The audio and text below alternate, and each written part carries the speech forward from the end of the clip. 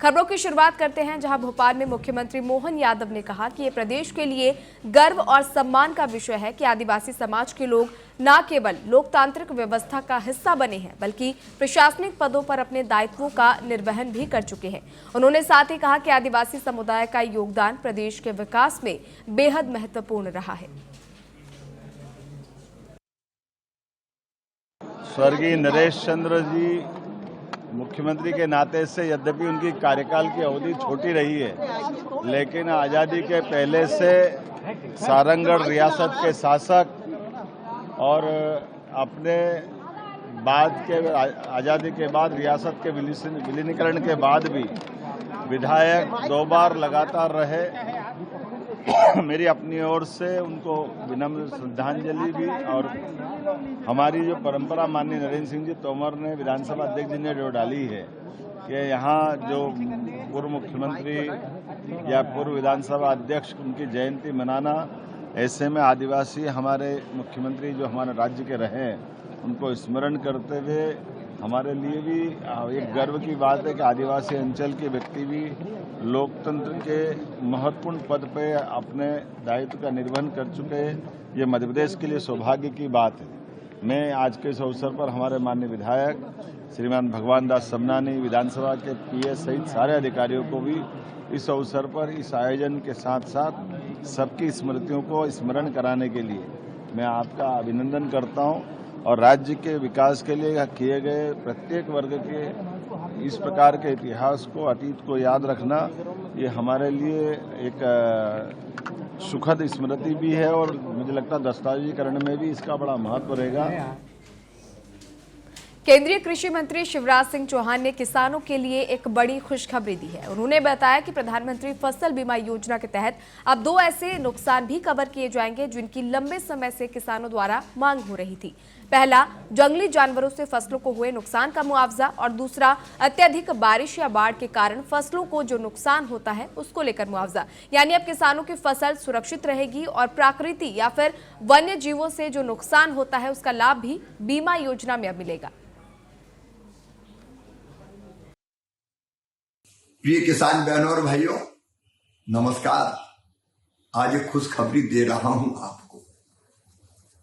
प्राकृतिक आपदाओं के कारण फसलों के नुकसान पर अपने प्रधानमंत्री श्रीमान नरेंद्र मोदी जी ने प्रधानमंत्री फसल बीमा योजना बनाई, लेकिन 2 नुकसान इसमें कवर नहीं थे जिसकी लंबे समय से आप मांग कर रहे थे। एक, जंगली जानवरों से होने वाला नुकसान, और दूसरे, अतिवृष्टि के कारण, बाढ़ या जल भराव के कारण फसलों को होने वाला नुकसान। और चलिए इस खबर पर ज्यादा जानकारी के साथ MP state head Rajendra Singh Jadaun phone line पर हमारे साथ जुड़ चुके हैं। राजेंद्र, फसल बीमा योजना में अब ये नई कवरेज जो की गई है, कहीं ना कहीं किसानों के लिए एक बड़ी राहत की खबर है।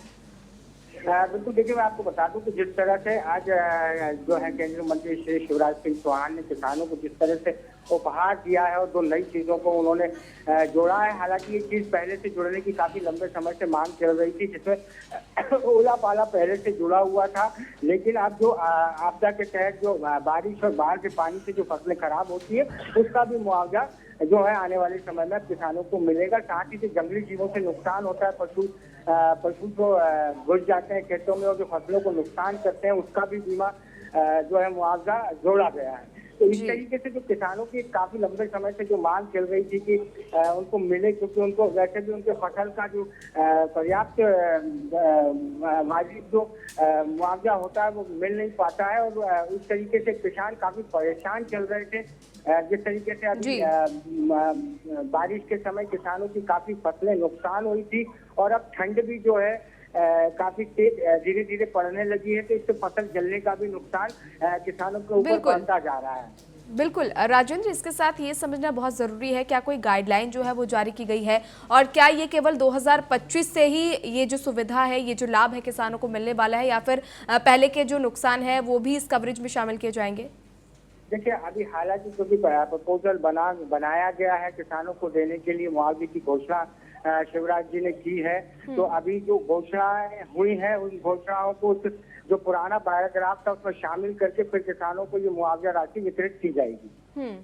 चलिए ठीक है। और इसके साथ क्या कोई निर्धारित राशि तय की गई है कि कोई बजट होगा, किस तरह के नुकसान को कैसे आकलन किया जाएगा, इसको लेकर क्या कुछ अपडेट सामने आया है? देखिए, जिस तरीके से अन्य चीजों में लगातार होता रहा है, एकड़ के हिसाब से जो मुआवजा तय होता था, उसी तरीके से जो जितना फसल का नुकसान होगा बारिश से, ओले से, पाले से या जानवरों के द्वारा, तो उसका आकलन कर कर ही मुआवजा दिया जाएगा प्रति एकड़ के हिसाब से, जिस तरीके से पहले भी दिया जाता रहा है समय समय पर, उसी तरीके से इसको अब कंटिन्यू किया जाएगा। बिल्कुल, यानी कुल मिलाकर किसानों के लिए एक बड़ा तोहफा है, क्योंकि लंबे समय से ये दोनों ही मांगे किसानों द्वारा लगातार की जा रही थी, जिसको लेकर अब शिवराज सिंह चौहान ने बड़ी घोषणा भी कर दी है। खैर राजेंद्र, हमारे साथ जुड़ने के लिए, तमाम जानकारियां साझा करने के लिए बहुत बहुत धन्यवाद।